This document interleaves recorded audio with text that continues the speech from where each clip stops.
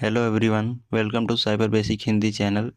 जैसा कि हमने अपने पिछली वीडियो के एंडिंग में पार्ट ऑफ पीसी के बारे में बात की थी, और अब आने वाली जितनी भी वीडियो हैं उसमें एक एक पार्ट्स को हम डिटेल में समझेंगे। तो आज का हमारा टॉपिक है मदरबोर्ड। आज हम मदरबोर्ड के बारे में देखने वाले हैं कि मदरबोर्ड क्या होता है। चलिए शुरू करते हैं। Motherboard is the main printed circuit board inside a computer. It serves as a central nervous system that allow all other hardware components to communicate and receive power. Motherboard को सिंपल में बताते हैं। मदरबोर्ड एक अपने computer system का main board होता है जो सारे कम्युनिकेशन को अलाउ करता है। मतलब सीपीयू, रैम और जितने भी एसएसडी जो भी हैं उन सबको, सारे कंपोनेंट को जोड़ने का काम करता है मदरबोर्ड।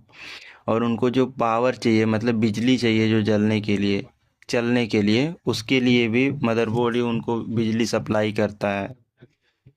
मतलब ये हमारे पीसी का मेन पार्ट है। इसके भी टाइप्स होते हैं, जैसे AT advance technology, ATX, micro ATX, mini ITX, EATX. ये सारे अलग अलग इसके फॉर्म फैक्टर्स हैं। फॉर्म फैक्टर मतलब साइज के अकॉर्डिंग इनको बांटा गया है कि कौन कितना बड़ा है, इसके अकॉर्डिंग उनको नाम दिया गया है। कौन पुराना है कौन नया है, ये सब देखते हुए। Eighty eighty motherboard advance technology, ये पुराना मतलब 1980s के टाइम पे ये यूज़ होता था मदरबोर्ड। ये बहुत बड़ा होता था और इसमें सारे पार्ट्स के लिए, जैसे अगर हमें कीबोर्ड अटैच करना है तो अब क्या है कि अब के मदरबोर्ड में सॉकेट दिया रहता है। मतलब अब तो यूएसबी का आ गया, इससे पहले कीबोर्ड का अलग सा एक जैक दिया रहता था, लेकिन ये उससे भी पहले का है। इसमें किसी भी पार्ट को जोड़ने के लिए कोई जैक नहीं दिया रहता था। इसमें क्या है कि एक कार्ड अटैच करना पड़ता था, जो जैसे ही कार्ड अटैच करते थे उसके बाद उसको, जैसे कीबोर्ड को अगर लगाना है तो कीबोर्ड का कार्ड अटैच करना पड़ता था, फिर उसको कनेक्ट करना पड़ता था। ऐसे ही माउस लगाना है तो ऐसे ही हर चीज़ के लिए कार्ड लगता था। AT motherboard were introduced by IBM in the 1980s।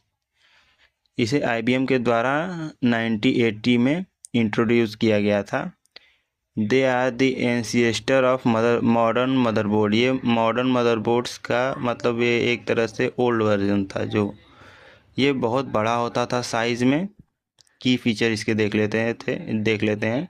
ये साइज़ में बहुत बड़ा होता था और इसको कीबोर्ड कनेक्ट करने के लिए 5 पिन डी इन आता था इसमें। मतलब कीबोर्ड के लिए रहता था जैक, कुछ कुछ में ही रहता था, सब में नहीं रहता था। Power supply used to physical connector, easy to plug in, wrong. इसमें पावर सप्लाई के लिए फिजिकल कनेक्टर्स होते थे।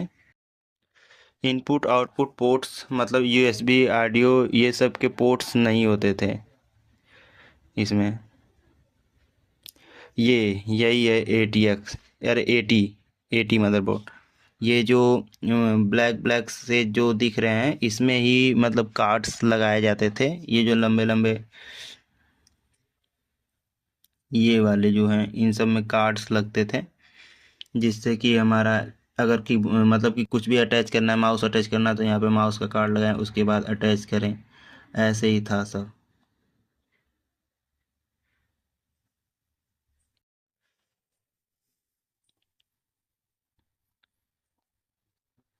एटी ये क्यों बंद हुआ, मतलब क्यों मदरबोर्ड को बंद किया गया, डिसकंटिन्यू किया गया था।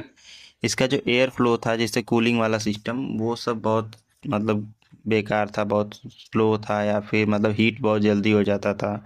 और इनपुट आउटपुट डिवाइसेस को ऐड करने के लिए मतलब कि डेडिकेटेड पोर्ट्स नहीं थे। ये इसका पावर कनेक्शन अनसेफ था, मतलब कि वो समझ नहीं पाता था कि किसको किस पार्ट को कितना पावर देना है। कभी ज़्यादा बिजली आई तो सब उड़ जाता था, कम पे बंद हो जाता था। और ये इस समय के रैम और सीपीयूज को मतलब सपोर्ट नहीं करता था, इसलिए ये बंद हुआ। अब सेकेंड टाइप है हमारा ATX, एडवांस टेक्नोलॉजी एक्सटेंडेड, जो इस समय चल रहा है।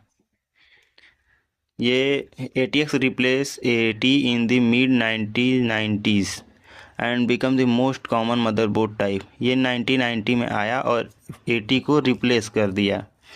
इसका साइज होता है 12x9.6 इंचेस,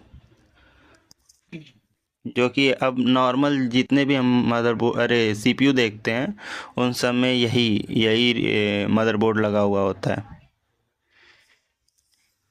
की फीचर्स देख लेते हैं। इसमें build in input output panels आते हैं, मतलब USB पोर्ट, ऑडियो जैक, लैन मतलब ईथरनेट वाला जो पोर्ट आता है इसमें लगा हुआ ही आता है।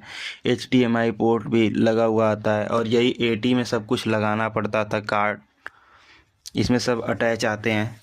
इसमें एयर फ्लो भी अच्छा होता है, हीट सिंक उसके बारे में बाद में बात करेंगे हम लोग। और लेआउट भी इसका अच्छा है, मतलब उससे जो AT था उससे छोटा है। और पावर मतलब बैलेंस करना भी इसको मतलब अच्छे से आता है, इसको उस तरह से डिज़ाइन किया गया है। अब इसके प्रोज मतलब एडवांटेज कह सकते हैं, मतलब इसके प्रोज क्या हैं। इसको हम एक्सपेंड कर सकते हैं, मतलब कि 8 GB रैम है तो उसको 16 कर सकते हैं, 32 कर सकते हैं, जैसा मतलब जिसका एक्सपेंडेबल कैपेसिटी हो। और इसमें कूलिंग भी अच्छी होती है। कूलिंग मैकेनिज्म के बारे में हम बाद में डिटेल में पढ़ेंगे। और ये मतलब ज़्यादातर यूज़ किया जाता है, तो मतलब कोई प्रॉब्लम हुई तो देख सकते हैं इसको। कॉन्स इसके मतलब डिसएडवांटेज, इसके लिए एक बड़ा केस चाहिए, मतलब इसको फिट करने के लिए CPU केस जो होता है वो बड़ा चाहिए, कैबिनेट। लेकिन AT से छोटा चाहिए, AT से छोटे में ही अटैच हो जाता है ये। अब माइक्रो ATX सेम है, ATX के जैसा ही सेम है, बस उससे थोड़ा छोटा है, और मतलब कि एक्सपेंडेबल कैपेसिटी उतनी नहीं है इसकी। इसका साइज है 9.6 इंचेस इंटू 9.6 इंचेस। ये छोटा है बस, बट ये कैपेबल है कुछ भी करने के लिए। एक compact version of ATX design to save space and cost, मतलब इसको डिज़ाइन किया गया है जिसको कम मतलब पैसे में CPU मतलब कम पैसे में PC बिल्ड करना है उसके लिए, और उसको मतलब पावर भी चाहिए। ये छोटे केसेस में भी फिट हो सकता है, और इसमें मतलब कि एक्सपेंशन स्लॉट्स कम होते हैं, मतलब रैम के एक स्लॉट ही एक्स्ट्रा होगा, ऐसा ही है। और ये सेम CPU सपोर्ट करता है जो ATX में लगता है, वही सेम CPU इसमें भी हम लगा सकते हैं, ये सपोर्ट करेगा। सेम रैम भी सपोर्ट करता है। इसके प्रोस क्या हैं, ये मतलब सस्ता होता है, ATX से सस्ता होता है, और मतलब पावर भी उतने ही देता है। सब चीज़ सेम है, बस थोड़ा कम मतलब एक्सपेंड इसको कम कर सकते हैं, और उससे सस्ता भी पड़ जाता है। यही है डिसएडवांटेज में भी इसका, यही है कि ये इसको एक्सपेंड कम कर सकते हैं। मतलब जैसे ATX में अगर 3-4 स्लॉट होगा रैम को बढ़ाने के लिए, तो इसमें एक स्लॉट ही होगा। और ऐसे PCI स्लॉट्स भी इसमें कम होंगे, एक ही होंगे या फिर दो होंगे, ऐसा ही होता है, कंपनी के ऊपर है। Mini ITX, mini information technology extended, ये मतलब बहुत ही छोटा होता है। ये मतलब जैसे छोटे मोटे काम के लिए ही यूज़ किया जाता है, उससे ज़्यादा कुछ नहीं। Design for small form factors PCs, बताए ना, ये छोटे PCs के लिए डेवलप किया जाता है। इसकी साइज होती है 6.7 इंटू 6.7 इंचेस। ये इसकी एडवांटेज है, बहुत ज़्यादा कॉम्पैक्ट साइज होता है इसका, मतलब कहीं भी फिट हो सकता है बहुत छोटे साइज में ही। और ये इसको साफ़ करना भी आसान होता है, और मतलब आपको समझ में आ जाएगा देखने में भी कि कौन सा कहाँ पे पार्ट है, आसानी से समझ में आ जाएगा इसमें। और इसके डिसएडवांटेज, इसमें अपग्रेडेशन बहुत ही लिमिटेड है, मतलब जो है, मतलब एक तरह समझे जो है वही रहेगा, कुछ भी बढ़ा नहीं सकते। और थर्मल चैलेंज मतलब हीट बहुत ही फास्ट होगा। और ये एक्सपेंसिव भी है। E ATX,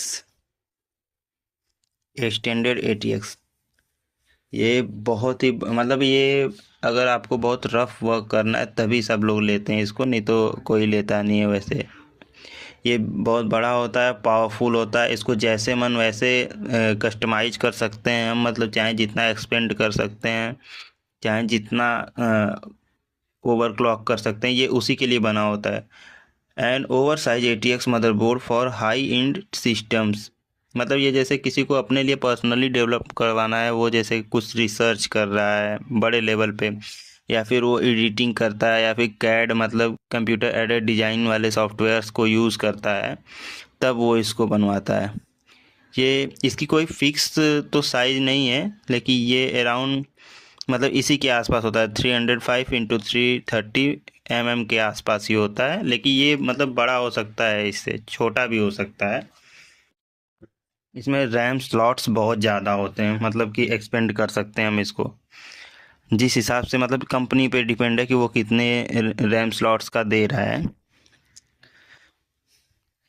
8 रैम स्लॉट तक होता है, मतलब मैक्सिमम 8 स्लॉट्स होते हैं इसमें। ये डिज़ाइन किया गया है ओवरक्लॉकिंग के लिए, मल्टी जीपीयू सेटअप के लिए, मतलब एक से ज़्यादा जीपीयूज यूज़ कर सकते हैं। वर्क स्टेशन जो हमने बात की थी पहले वीडियो में, वो ये वर्क स्टेशन बनाने के लिए यही मदरबोर्ड यूज़ होता है। अब इसके एडवांटेज क्या हैं? इसमें परफॉर्मेंस बहुत ज़्यादा हम मतलब ले सकते हैं, जितना परफॉर्मेंस चाहिए उस हिसाब से कस्टमाइज़ करके इसको ले सकते हैं, इसमें लिमिटेशंस नहीं है।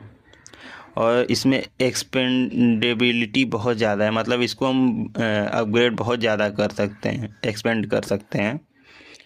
अब इसके कॉन्स क्या हैं, मतलब डिसएडवांटेजेस क्या हैं? ये बहुत ज़्यादा एक्सपेंसिव है, और इसे मतलब सेटअप के लिए एक बड़ा केस चाहिए। अब समझ सकते हैं, मतलब उतना बड़ा मदरबोर्ड ही है तो उसमें फैन जीपीयू मतलब हर चीज़ के लिए स्पेस चाहिए, तो उतना बड़ा केस भी चाहिए ना इसका। Over kill for most users, वही है, मतलब चाहे मतलब कि ज़्यादा खर्चा या फिर वैसे ज़्यादा प्रॉब्लम हो सकती है आगे। ये साइज है, मतलब हम समझ सकते हैं कितना बड़ा कौन सा ये ATX है। ये माइक्रो ATX उससे कितना छोटा है। फिर मिनी ITX हो गया, ये नैनो ITX भी होता है, ये पिको ITX, सब कितने छोटे छोटे हैं। ये जो स्टैंडर्ड ATX लिखा है, मतलब ये ATX है, ज़्यादातर ये ATX यूज होता है, और माइक्रो ATX, ये ही दोनों सबसे ज़्यादा यूज होते हैं इस टाइम। अब किसको कौन सा लेना चाहिए? अगर नॉर्मल पीसी बिल्ड करना है या फिर गेमिंग पीसी बिल्ड करना है तो ATX लेना चाहिए। और ऑफिस और बजट बिल्ड के लिए, मतलब ऑफिस में यूज करना है, मतलब जैसे Excel, Microsoft Excel, Microsoft Word, ये सब मतलब नॉर्मल यूज़ करना है, तो उसको माइक्रो ATX से काम चल जाएगा उसका। और बस केवल मूवीज़ देखना या फिर छोटे मोटे काम के लिए मिनी ITX यूज होता है। और अगर आपको परफॉर्मेंस से मतलब वर्क स्टेशन बिल्ड करना है अपना खुद का, तो E ATX लेना होगा। इससे हम कितनी भी परफॉर्मेंस ले सकते हैं ना, इसलिए। अब मदरबोर्ड के कंपोनेंट्स कौन कौन से होते हैं, मतलब ये